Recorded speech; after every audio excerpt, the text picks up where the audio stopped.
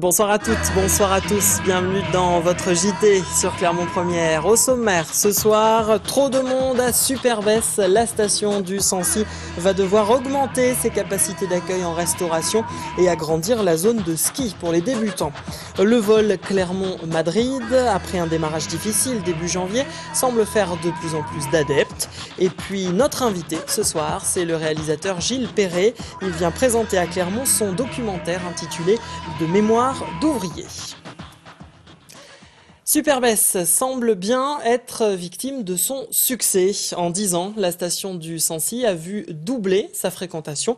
Mais le nombre de restaurants, lui, est toujours le même, ce qui a posé de sérieux problèmes de place durant toutes les vacances de février et d'hiver. Par ailleurs, la zone de ski pour les débutants, elle aussi, arrive à saturation.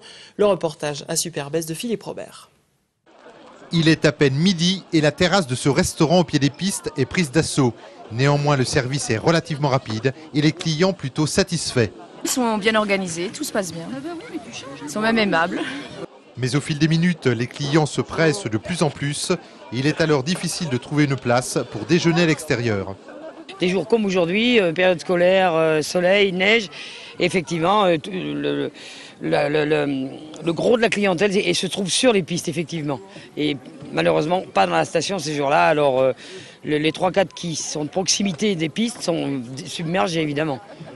Impossible de pousser les murs, la solution pour la station de Superbès passe par la création d'un restaurant d'altitude au sommet du télécabine de la Perdrix. On est en train de travailler pour construire cette structure là-haut, bien sûr bien intégrée avec le télécabine en place, de sorte qu'il y ait à la fois de la restauration d'intérieur, mais aussi une terrasse, puisque le panorama de la Perdrix est quand même fantastique. Autre problème à régler, un espace débutant beaucoup trop étroit. Là encore, plusieurs pistes sont à l'étude. Le projet, c'est de pouvoir trouver des zones où on peut justement étendre l'espace pour qu'on ait un peu plus d'espace vital pour travailler. C'est de trouver surtout quelque chose qui soit harmonisé, bien sûr, avec la station, qui s'harmonise avec un petit peu les installations qui sont présentes, voir comment on peut modifier tout ça pour rester donc dans une logique actuelle. Une extension vers la zone du Madalet est donc envisagée. De gros travaux en perspective avec le déplacement entre autres de ce téléski. Une station qui dès la semaine prochaine va retrouver son calme. L'occasion de profiter pleinement d'une neige encore abondante. Et du coup, une délégation d'élus et de responsables de Superbès vont se rendre dans les Alpes dès lundi pour trouver des idées afin d'augmenter les capacités de restauration de la station. Décollage en douceur pour la nouvelle ligne aérienne Clermont-Madrid en fonctionnement depuis le début du mois de janvier. Les premiers vols n'ont pas attiré les foules, mais depuis quelques semaines, la fréquentation va en augmentant. Un premier bilan a été dressé hier par les responsables de l'aéroport et de la compagnie Air Nostrum. Voyez le reportage de Karine Albertazzi. Dans 1h40, ils seront en Espagne. Ces passagers empruntent la ligne Clermont-Madrid opérée depuis janvier par Air Nostrum, une filiale d'Iberia.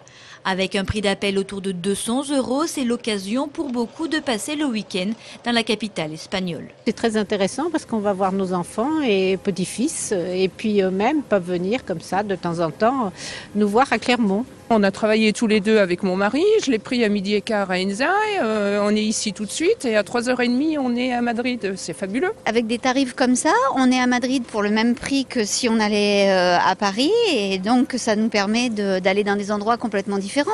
Malgré des débuts difficiles, le remplissage des vols est aujourd'hui de 52%. Des résultats encourageants pour la société d'exploitation de l'aéroport au moment où disparaît la ligne Clermont-Amsterdam desservie par Air France. On essaye de trouver d'autres produits.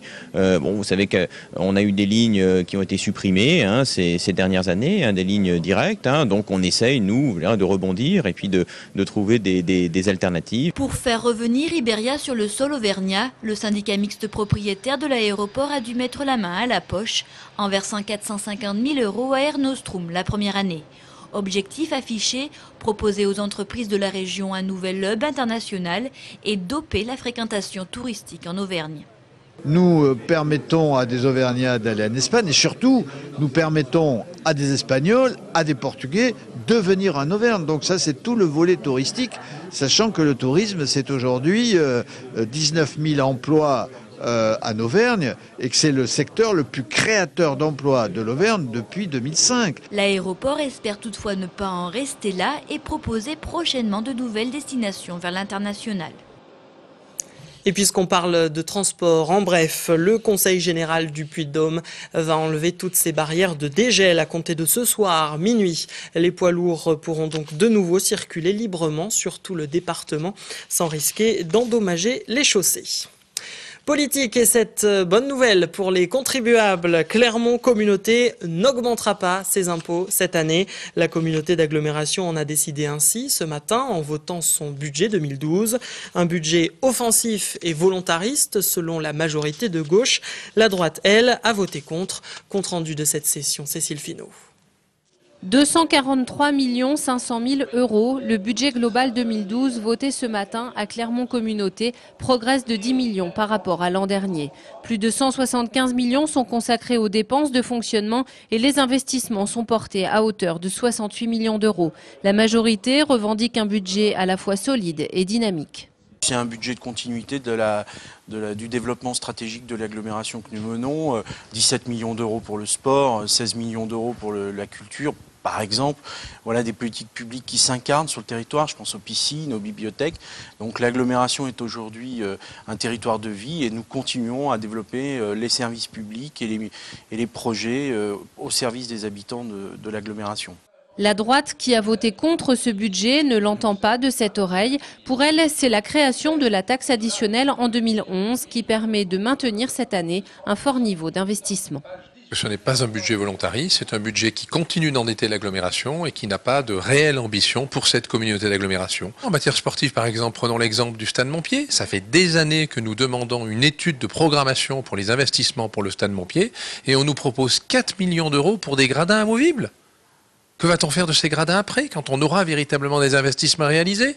C'est exactement à l'image du budget de la communauté d'agglomération, un budget qui n'anticipe pas. Au-delà du budget, la dotation de solidarité communautaire qui aide les petites communes à supporter leurs charges a été remise en cause. L'occasion d'envisager une nouvelle étape de l'intercommunalité. Selon certains élus, elle devrait voir le renforcement de la dimension communautaire et un nouveau mode de gouvernance. On passe au sport avec du football. Tout d'abord, tout à l'heure à partir de 20h, le Clermont Foot Auvergne reçoit Le Mans dans le cadre de la 27e journée de Ligue 2. Les Clermontois vont tenter de stopper l'hémorragie après une série de 5 matchs sans victoire et notamment 2 nuls consécutifs, 0-0 à domicile. Clermont est actuellement 2e de Ligue 2 alors que les Manceaux, eux, occupent la 17e position. En rugby, l'ASM Clermont-Auvergne joue à l'extérieur demain après-midi. Les Clermontois s'en vont affronter Agen. Le coup d'envoi sera donné à 14h15. Un match pour le compte de la 20e journée de Top 14. Et puis en basketball, duel de mal classés demain soir à Vichy. Les joueurs de la Jave affrontent sur leur parquet l'équipe de Quimper lors de la 25e journée de Pro B. Vainqueurs de Bourg-en-Bresse le week-end dernier, les hommes de Laurent Ciara espèrent signer un 2e succès d'affilée. En cas de victoire, les Vichy pourraient même laisser à leurs adversaires la dernière place du classement. On écoute Antoine Eto, le meneur de jeu de la Jave. On le prend comme un enchaînement de victoires si on venait à le gagner, ce qu'on n'a pas fait depuis le début de l'année, ce qui est important pour nous, vu qu'il reste 10 matchs et que voilà, on est dans le rush final. Et ouais, comme au moins gagner avec le goal average et à la fin de la prochaine journée être devant eux. Voilà, c'est le but. Images et propos recueillis par Martial Delecluse. Notre invité ce soir, c'est Gilles Perret, réalisateur de documentaires. Bonsoir. Bonsoir. Vous venez présenter ce soir 20h30 au cinéma Le Rio à Clermont votre film intitulé De mémoire d'ouvriers. Il s'agit d'une série de témoignages d'ouvriers de votre région. Quel était pour vous l'objectif à travers ce documentaire ? Tout d'abord raconter l'histoire ouvrière française et l'histoire sociale française sur un siècle à peu près, puisque c'est pas un film qui est ancré uniquement dans l'histoire, mais qui pose des questions pour le présent et pour l'avenir. C'est un film qui effectivement est tourné sur mon territoire, puisque j'habite en Savoie, mais en même temps, à travers ces témoignages, on raconte l'histoire sociale et l'histoire du monde ouvrier en général. Alors je vous propose de voir un extrait tout de suite de la bande-annonce de Mémoire d'ouvriers par Gilles Perret.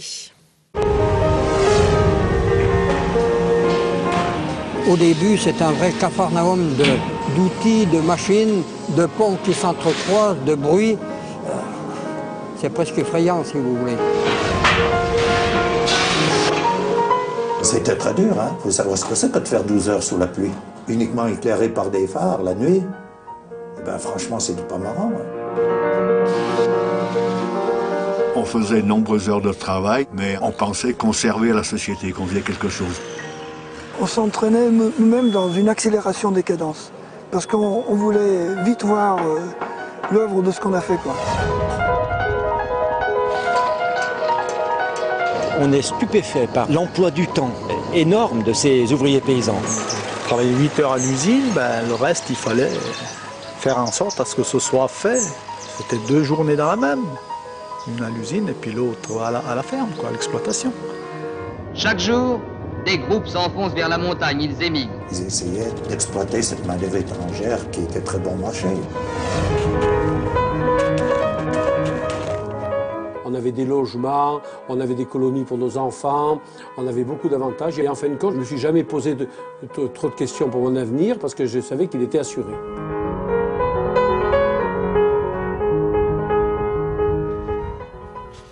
Gilles Perret, comment est-ce que vous avez choisi les personnes qui témoignent dans votre documentaire ?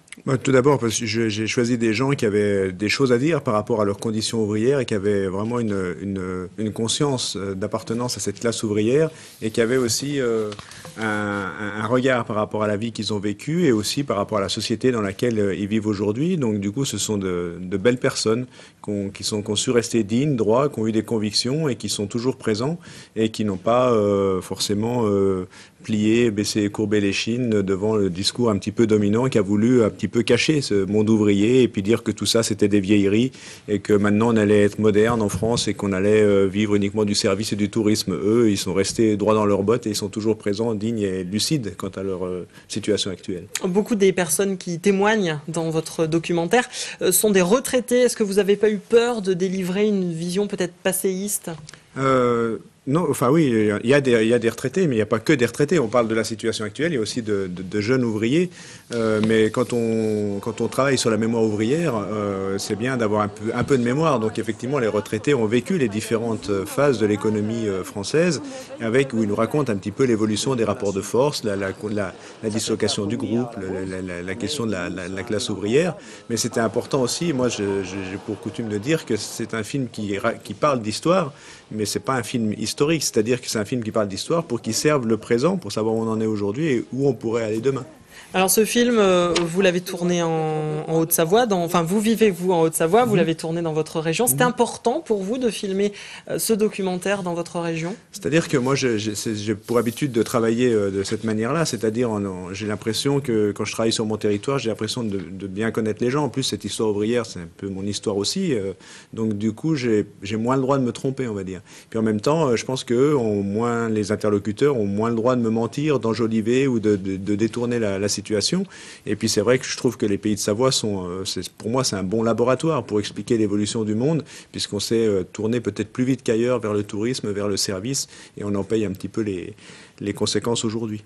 Voilà le film de mémoire d'ouvrier, projeté ce soir en votre présence au cinéma Le Rio à 20h30 à Clermont-Ferrand. Un film que vous pourrez revoir pendant plusieurs jours dans ce cinéma. Merci à vous d'être venu sur ce plateau. Un dernier mot rapide pour vous signaler que les Restos du Cœur du Puy-de-Dôme organisent leur collecte alimentaire aujourd'hui jusqu'à 20h et demain de 8h30 à 20h dans toutes les grandes surfaces du département.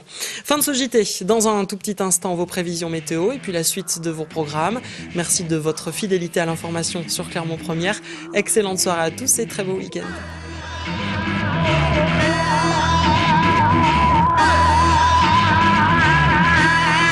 Toute l'actu locale est aussi en ligne. Retrouvez votre JT sur clermontpremière.com.